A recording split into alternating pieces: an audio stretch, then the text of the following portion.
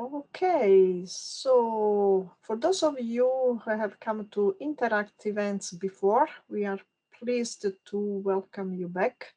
For those of you who are unfamiliar with us, Interact is a research network funded by the Economic and Social Research Council and Made Smarter Innovation, looks at the human factors that present challenges to the successful uptake of new technology by manufacturing. We carry out a wide range of research within this scope, producing new insights, reports, and tools that can help businesses and policymakers in this space to make informed decisions that will impact the UK manufacturing ecosystem. If you are interested in learning more about any of the work that we do on the future of manufacturing ecosystem, future of work, or future of the economy, you can visit our website and you can access all our resources and discover more about our outputs. And we have put the link in the meeting chat. And on this basis, I'm very pleased to welcome here Dr. Olivér Kovács, and he is an economist based at the ICEG European Center. Has been there since October 2009, and he is an economist also based at the Department of Economics and International Economics, Faculty of Public Governance and International Studies at the University of Public Service in Ludovika, Budapest. Olivér is a well-known economist. He got his degree, his PhD in 2013 from the University of Debrecen, and he works in two key areas: sustainable development through the lens of complexity science, and innovation and innovation policy. And he also deals with the empirical issues related to macroeconomic instability from the perspective of complexity, and looks at the nature of foreign direct investments. Olivér is a very well-published economist. He has published on a number of well-recognized international journals, is a member of the Hungarian Academy of Science, a member of the Euromoney expert panel, and a member of the Darwin Club for Social Sciences. And he has been awarded a number of research fellowships in his country and from the Hungarian government. He has kindly accepted our invitation to talk about Industry 4.0 and what the Industry 4.0 needs to go through to be able to develop, to leave a major impact on the economy. So he will, in his presentation, he will outline why Industry 4.0 needs to be revolutionized, how it might be reached out, and what are the systemic forces that hamper such progress. And without further ado, I wanted to pass it to Olivér, and I'll let him have the floor. And if you have questions, you can put them in the chat, and then after the presentation, we will address these questions, and I will read them, and then Olivér will have a chance to address them. Thank you very much. Olivér, all yours. Thank you very much, Vanya. It's a great pleasure and honor to be here and to share my research with your participants. It's a very compelling forum, and let's go straight to the point. I'm going to talk about why do I think that Industry 4.0 shall be or should be revolutionized. But before I start, a quote from Sir Winston Churchill might be appropriate, because he once replied to one of his counterparties that by saying that your speech, sir, was both good and new, but the new part wasn't good enough and the good part wasn't new enough. And maybe it will hold in case of my presentation, because I'm dealing with a very complex process, Industry 4.0 and its emergence. across the board. So it's a very open-ended story still. So, however, we are trying to analyze it in a more dedicated way in a recent decade throughout its history. So basically, I'm going to talk about at first about the issue of why. Why should it be revolutionized at all? Secondly, I'm going to dwell briefly on the issue of how shall it be happen, for example. What kind of general purpose technology might be a great help to do the job, to initiate Industry 4.0 in its full potential, to meet the expectations that are associated with that kind of manufacturing revolution. And then I'm going to be a wet blanket, if you like. I just would like to emphasize that there is a systemic underlying problem in the socioeconomic system we live in, whether we are in the US or in Europe. What we have to address first. And my key takeaway or the punchline of this type of talk would be that unless the economic governance, let it be national or supranational, addresses that kind of systemic problem, there will be no industrial policy that can unleash Industry 4.0 and its full potential in the near future. And then I will conclude. So as far as the first question is concerned, why do I say that it should be revolutionized? I just would like to mention that there is a popular belief in the profession that Industry 4.0 is, of course, a revolution that spreads across the economy by triggering spectacular productivity boom. However, if you look at the evidence, in reality, you can easily experience that the state of Industry 4.0 is way behind the expectations, what we have had earlier. And Industry 4.0 shall be repurposed, according to me, to pursue more qualitative growth rather than to pursue sheer productivity growth. Of course, there was a big hype about Industry 4.0 in the last more than 12 years, since it was first mentioned at the fair in Hanover. So basically, it is about great promises. It is about at least 9 different and basically intermittent and intertwined technologies to be applied throughout the manufacturing processes. So it hides huge promises, basically because of the type of application of these 9 technologies.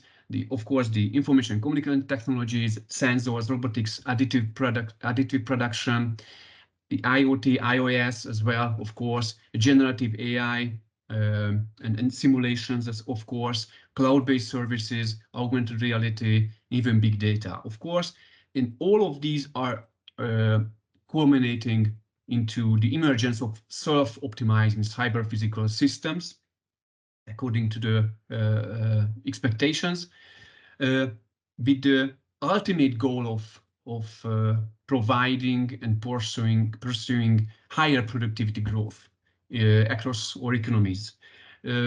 Of course, there are many more positive side effects of that kind of Industry 4.0 development, but basically this is the greatest one, what we expect from it, higher productivity growth. Of course, there were huge expectations associated to it. Some said that this would be the answer to our great challenges that would be translated into higher productivity improvements, of course, double-digit growth, in the next coming years, and even in the fields of sustainable development and social development, it will have positive impetus, like increasing energy efficiency and ever more promoted sustainability of our life. Of course, industrial policies dedicated to that kind of development have been just spreading across the board. I haven't mentioned it, the Central and Eastern European areas, but you can easily find out how the Slovakia, the Czech Republic, and even Hungary tries to address that kind of Industry 4.0 at least in strategies. So in a nutshell, there are supranational level policies and initiatives targeting that kind of development. And of course, at member states level, we also have lots of initiatives, and especially because of the COVID-19, which proved to be, with the benefit of hindsight, which proved to be a great wake-up call. It made us sure that industries were the key sectors through which an economy could achieve some kind of resilience during the several times. And what should have followed all this? This is a proper question, I would guess. We thought that after, for example, that kind of great interest in that kind of industrial development, we can see higher economic growth with a more greener landscape. And of course, when it comes to the social part, the economy can or become more inclusive as well. But what happened was not so straightforward so far, because if you look at the economic growth captured by the productivity growth along the last decades, for example, over the last decades, or just by zooming into the periods when Industry 4.0 just emerged after 2011, you can see that the productivity boosting character, if you like, of that kind of Industry 4.0 is at best very partial one. If you zoom in to that kind of period since 2010, you can actually recognize that there has been a stagnation-like trend of productivity, even in European core countries. So even in manufacturing sector, there has been a declining total factor productivity growth over the last 2 decades. So it is a very telling one. So when it comes to, for example, whether Industry 4.0 contributed to greening out our economies ever more, the answer is not so straightforward, not so positive as well, because dampening greenhouse gas emissions in the EU is just a very recent phenomenon, if you see. And of course, primary energy consumption has been rather stagnating, rather the promises that Industry 4.0 may actually boost energy efficiency in a more conspicuous way. GHG emissions hasn't decreased even in industrial processes either. So it's very sad news for policymakers targeting that kind of industry development. And when it comes to, for example, how inclusive growth has been happening, I just would like to mention, if you are familiar with the works of Thomas Piketty or Anthony Atkinson, who contributed to the exploration of how inequalities, income and wealth inequalities, have been developing across our economies, the picture is rather gloom. Wealth inequality has been increasing systemically across the OECD countries. So the richest 10% of households in the United States owns almost 80% of the total wealth of households. So it's a very problematic issue.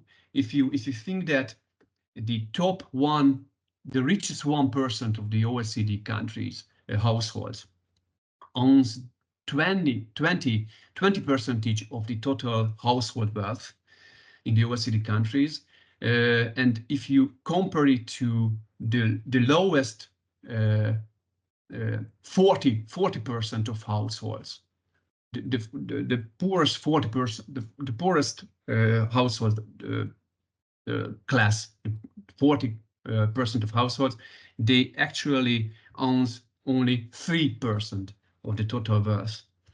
So it's a very telling one, and this graph shows you how long does it take for a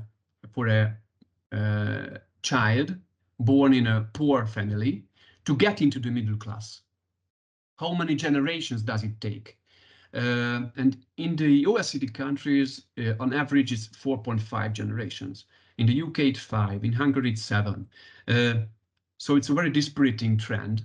It means that the floor is very sticky, and the ceiling is very sticky as well. So inclusivity is corrupted since people at the bottom and at the top of the income distribution tend to remain in the same position over the years, and maybe over a whole lifetime of a poor guy. There is no high chance to get out and get into the middle class or even higher. So it's a very problematic issue. And if you just consider other projects dedicated to how Industry 4.0 develops, you can mention, for example, the 4 Steps project. It's an Interreg project, which covered Austria, Czech Republic, Hungary, Italy, Poland, and Slovenia. And you can actually see that there is rather limited adaptation rate of Industry 4.0 related technologies. This table just try to summarize how much is the backlog in this case. So they are not using very intensively the new Industry 4.0 related technologies what I mentioned earlier.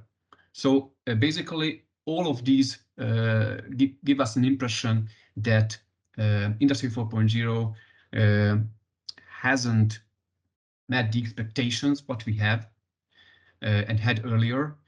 So we should think about how to revolutionize it in a way, how to improve it. And there is a popular belief as well in this respect, which says that the promises of Industry 4.0 can become a reality sooner once the so-called graphene technologies are also applied, are integrated into the technologies of Industry 4.0. So in this respect, graphene could trigger further innovation than exaptations. I will discuss exaptations in a minute to be clearer. What do I mean by that? 4.0. And however, on the contrary, in reality, I would like to mention and underline that graphene may drive Industry 4.0 development to be repurposed to pursue qualitative growth rather than the sheer productivity growth. It has the potential to stimulate exaptations. I will discuss it later. What does it mean? Still something, and this is my takeaway here, something deeper is amiss. There is something systemic problem hidden by the systemic configuration of our economies that hampers that kind of development. So what is graphene? Graphene is a wonder material considered by many. Ray Gibbs said that graphene is on the verge of launching Industry 4.0. and it is thought to develop along with Industry 4.0 development. So it has a huge history.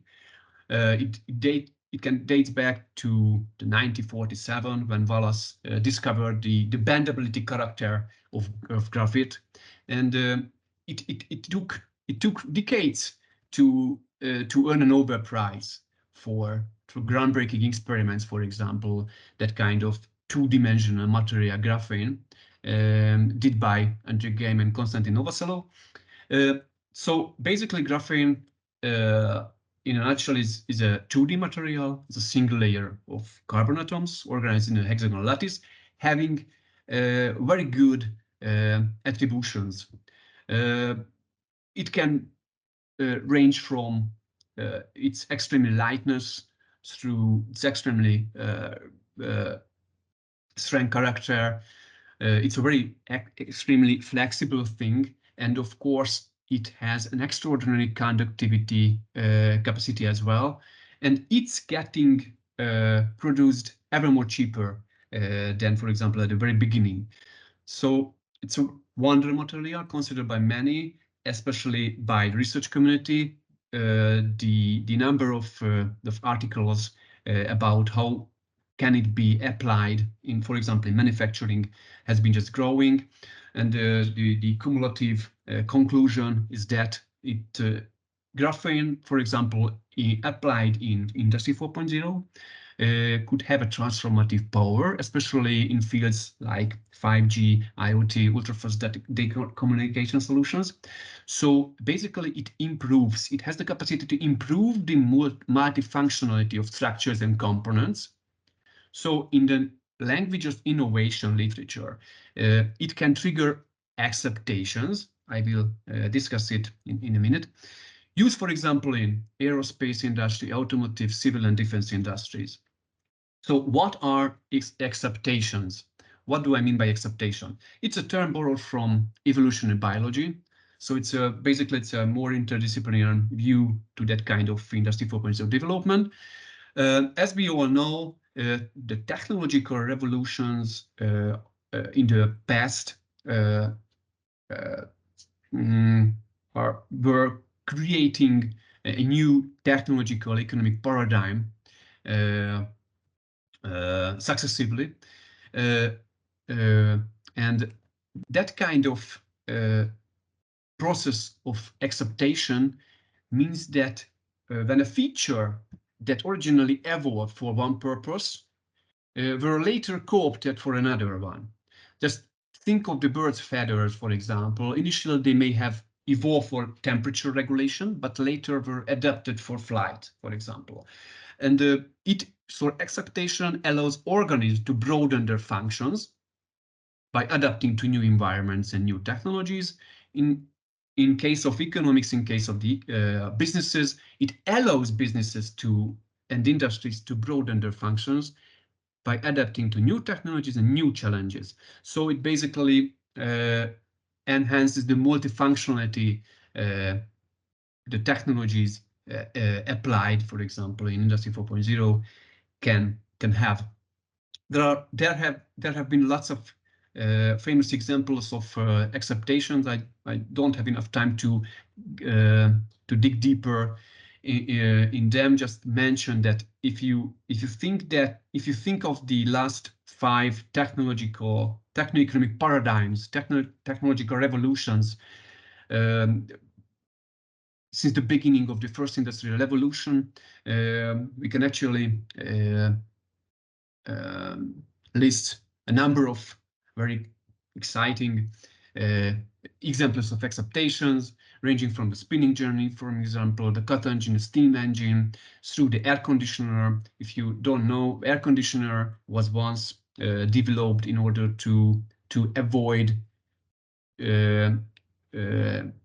the drying of the ink in printers in the news warehouses, and then they were applied in the stock market in New York, and it resulted in longer opening hours, even during the very hot weathers, and it sparked the the stock market, for example, in a way. Of course, there are lots of other examples. Maybe later we can get back to them if you would like. I just would like to mention one closer to Hungary, which has a Hungarian roots. If you think of the Kuwait oil crisis, Kuwait oil fires in the early 1990s, you can remember how hard was to extinguish that kind of oil well, firing oil wells that was set fire by Saddam Hussein. And there was a small Hungarian team of engineers who came up with the idea of putting MiG-21 fighter jets actually on a T-34 tank in order to have a device that is able to blow away with a single blow that kind of fire. So it was also an example of exaptation, and I just would like to underscore two things here. That kind of repurposing can happen in a system which offers large playing field. And by large playing field, I mean having stable or increasing middle class. And of course, it requires a system which is not suppressed.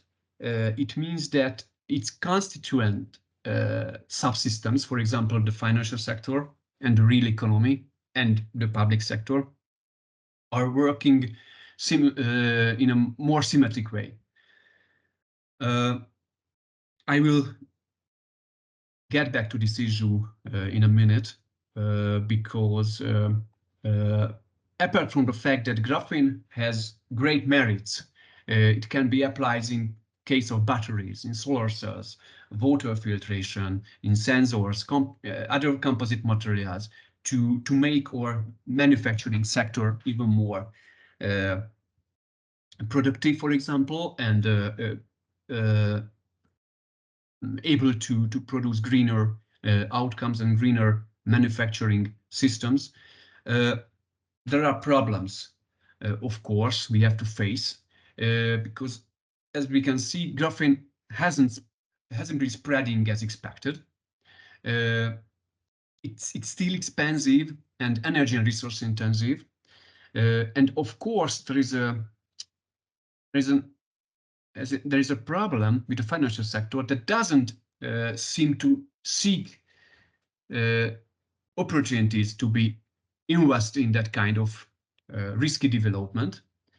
In the graphene market, there was an idea, there was an assumption as well that the graphene market will significantly grow over the next decade if Industry 4.0 spreads, of course. That all of these give us an impression that there must be some problem with the playing field and the financial system as a whole that creates or hampers that kind of Industry 4.0 development, even with graphene. And if we are just trying to underline why does it so important to have a healthy middle class and a more harmonious relationship between the financial sector and the real economy, we can actually rely on what economic history teaches us. For example, if you look at the life works of these highly renowned and prominent researchers, from Jared Diamond to Pamela A. Smith, you can find some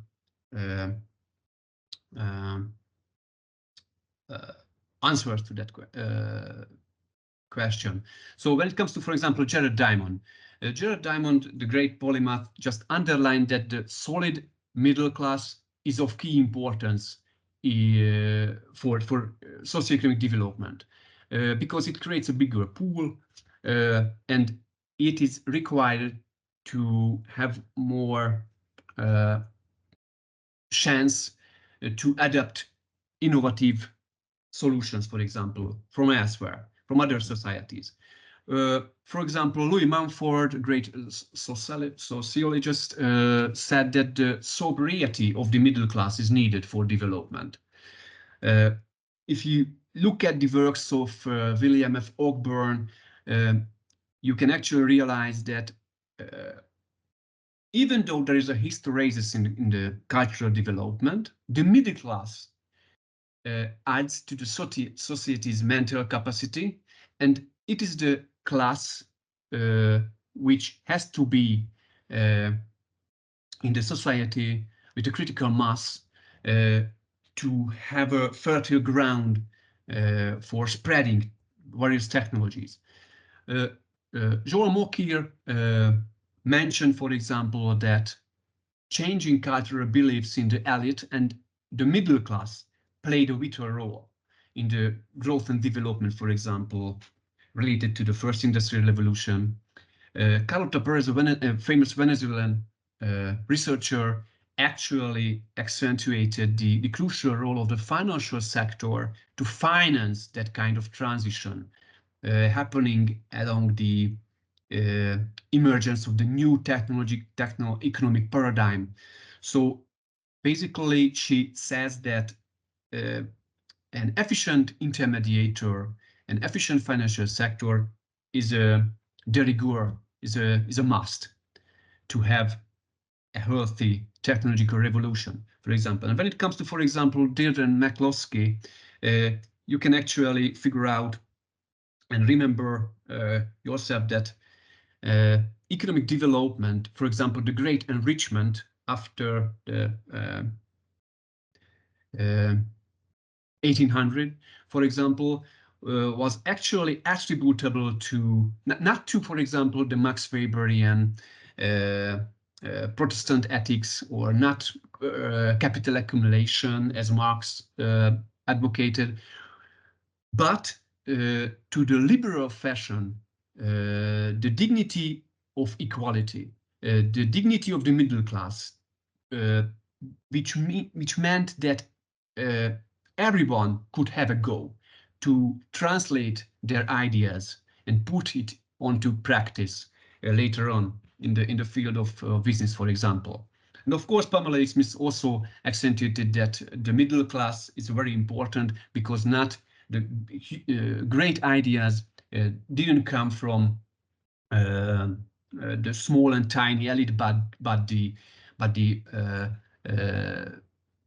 holders of the practical knowledge, from the sailors, engineers, and metal workers that came from the middle class. So this type of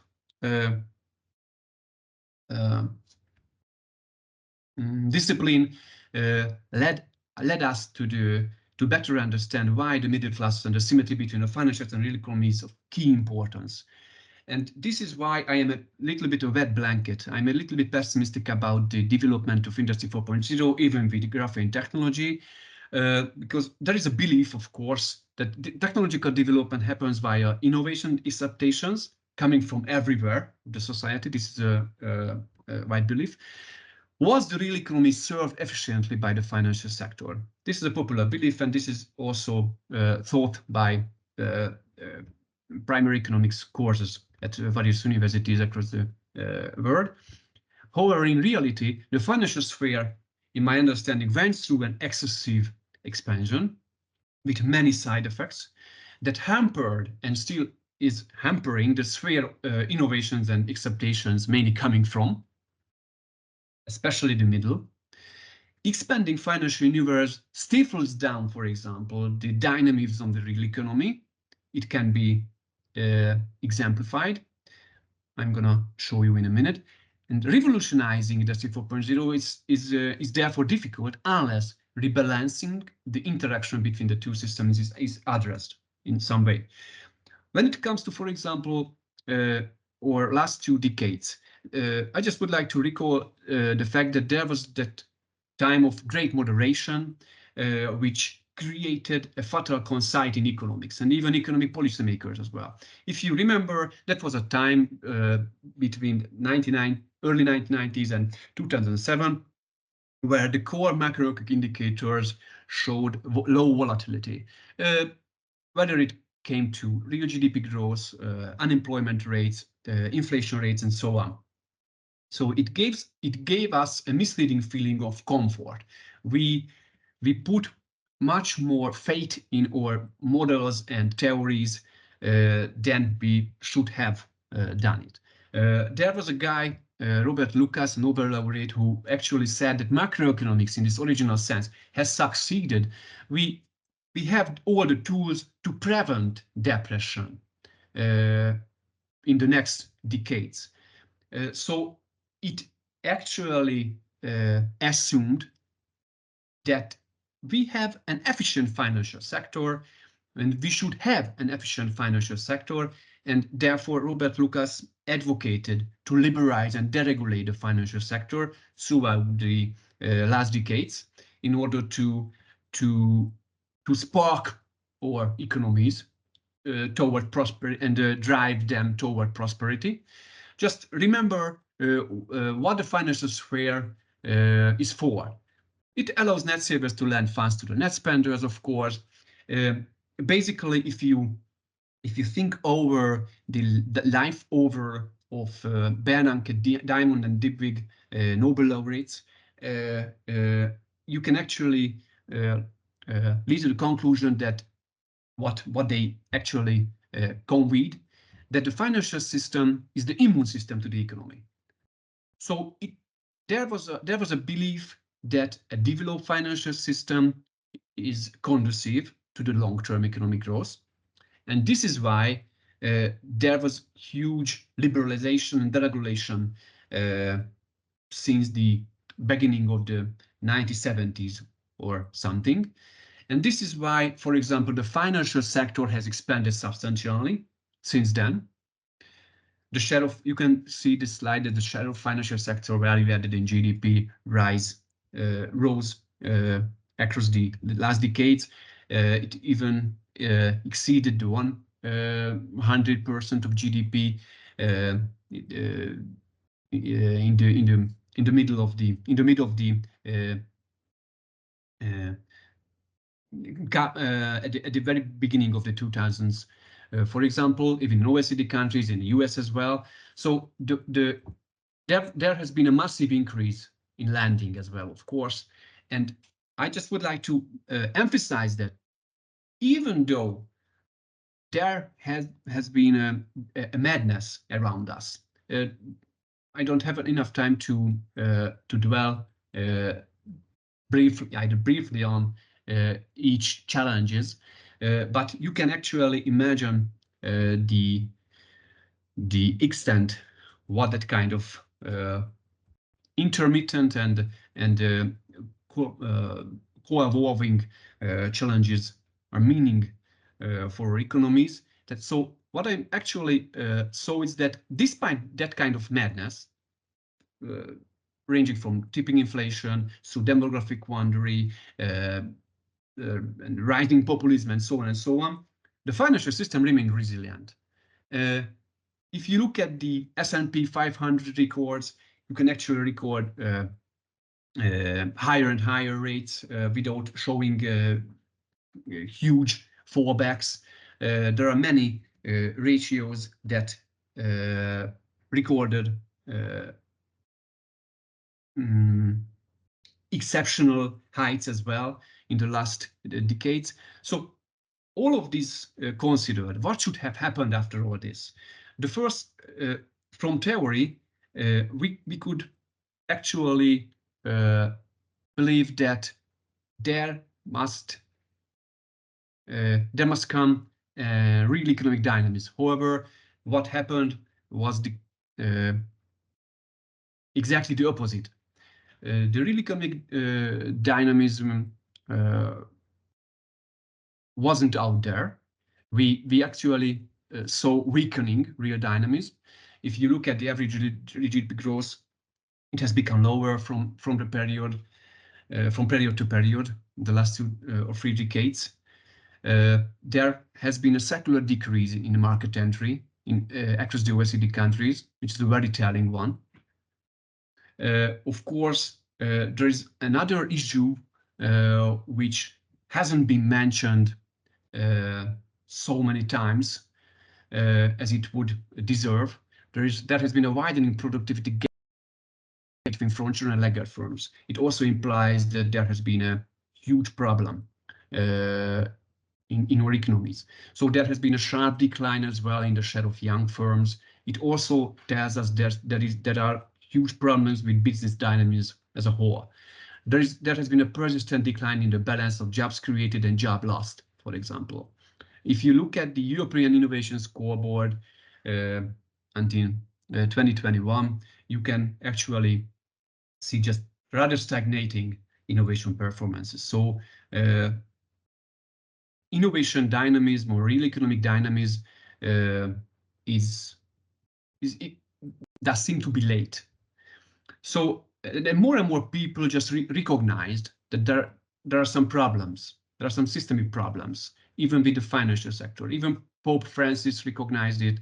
He said actually that finance overruns the real economy. Even Mark Burrows, the managing director of the scandalous Credit Suisse, actually mentioned that what is needed is not just the money. We must question the prevailing logic of the financial system as a whole.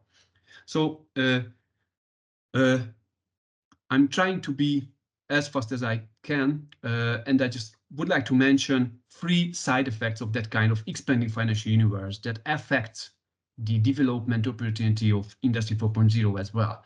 The first side effect is the booming debt market, which has been undermining the welfare states across, for example, Europe.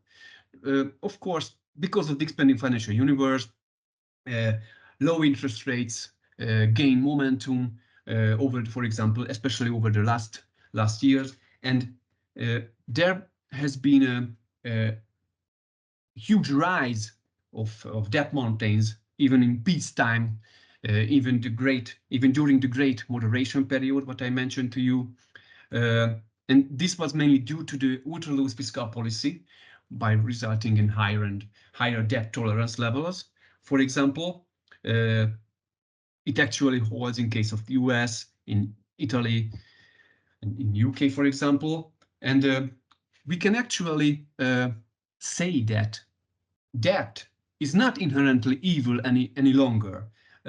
We can manage our fiscal policies or public finances under low interest rate conditions without being forced to cope with increasing debt service levels. So the debt tolerance level has been increasing, interestingly, even with uncertainty out there. So I just would like to mention that and emphasize that there is a downward spiral here. If we would like to exit the fiscal and monetary stimulus, which have been applied during the financial crisis of 2000, after the financial crisis of 2008, and even after COVID, it would increase the corporate bankruptcies that would feed into the soaring unemployment, that would also have negative repercussions on demand as well. It would also strengthen the anti-inclusive trend, which has been being with us for decades, as I showed you. So more serious public finance difficulties would emerge in that case, in case of the welfare states, especially across Europe. So there is another example of the systemic side effects, namely that the credit expansion hasn't been coupled with productivity improvement, hasn't been translated into productivity growth. So it's basically a huge problem. It gives us the feeling that there is something amiss with the financial sector as a whole, for example. Of course, that kind of liberalization since the very beginning of the 1970s the key goal was to have an infinite capital mobility in space and time, but the financial sector very soon recognized that there is no need for the real economy any longer to actually realize rising profits rates, for example, even in the short run. You can actually see that kind of distortion, that kind of bias toward investing in the financial sector rather than in the real economy. If you look at the capital income share trend as compared to the labor income share, if you look at the works of Branko Milanovic, it become crystal clear that the labor share of income has been just declining, even in core European countries. However, and while on the other hand, the capital share relative to labor has been just rising, implying that the financial investments have been just growing instead of seeking out opportunities for investing in the real economy. There is another symptoms of that kind of excessively expanded financial universe. Basically, it's about the rise in the buybacks of treasury shares. For example, it is basically to artificially prop up the prices of the stocks because there is no real and health demand from the real economy about them, for example. Of course, there is a global savings fever as well, by triggering, for example, the proliferation of non-productive areas in the real economy. You can actually see the rising trends in the unproductive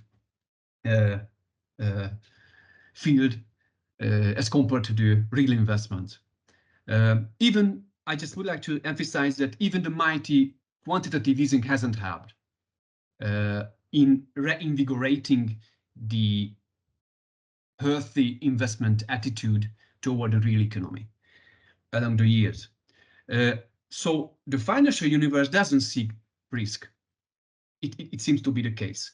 And in this case, the larger companies, the large players can dominate. And the financial sector is biased towards them. Why does it create a problem? Just because if concentration is growing, it becomes ever more difficult to entry and to compete with the superstars, of course. It's a problem that the large players can cement their dominant position over the years by causing inequality across firms, by depleting, for example, or deteriorating innovation dynamism as a whole in our systems. So it's a great problem. So the rising concentration of industries in the country, it's a great problem over the years. And you can actually see it in the manufacturing and the business services as well. So there are inequalities across firms as well, which stifles down that kind of exaptation and innovation dynamism because the more innovative startups are more likely to be acquired and bought by large incumbents. So anyway, to cut a long story short, the middle suffers, and in this way, the innovation dynamism can agonize. And the last one, I just would like to skip it. It is basically about the increase in socioeconomic divergences, what I mentioned to you, growing inequalities and so on, that at the end of the day weakens the trust infrastructure of societies by creating less chance of any kind of development, by maintaining that kind of divergences inbuilt into our systems and that kind of productivity polarization, what I mentioned to you. And of course, the financial sector doesn't offer credit in an equal way. So obtaining credit is not equal for everyone, of course. It's understandable. It's caused huge problems as well. So the inclusivity of our societies is ever more fragile. Growing risk of sliding down, for example, to the bottom in case of the middle income households has been growing, 1 out of 7 of our middle-class households slides into the bottom over a 4-year period. So it's a huge problem. So all of these together, if you consider all of these together, we can actually see that this kind of systemic configuration is discouraging a very risky and investment, high front-load investment requiring industrial development, even with the graphene technology. So what can I say as a conclusion? I would like to mention to you that that kind of research, what I mentioned, is a relatively new research avenue for me. So, but basically it seems to be, it's worth to marry. It's worth to marry that kind of literatures on technology or on graphene, on that kind of systemic understanding of the way of an economy evolutes. For example, in practice, I would like to emphasize that Industry 4.0, even empowered by graphene, can foster that kind of qualitative growth, what we are looking for. But we should actually admit that the expanded financial universe, what has developed so far, is behaving as the autoimmune system to the real economy, not the immune system what the Nobel laureates once emphasized. So we have to re-regulate the unleashed financial system.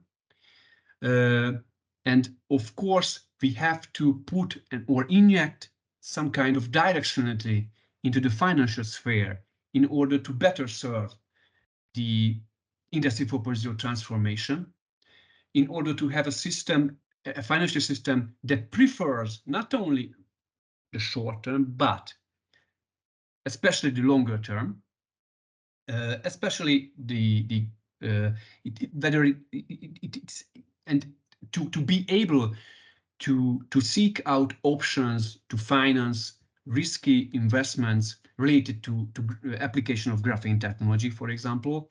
And of course, in the spirit of maintaining or pursuing inclusive growth, we should prioritize projects and Industry 4.0 development that prefers machine-human development, not exclusively machine-to-machine developments in the near future. So that would be my key point, and thank you very much for your kind attention. I'm very open to discuss it further.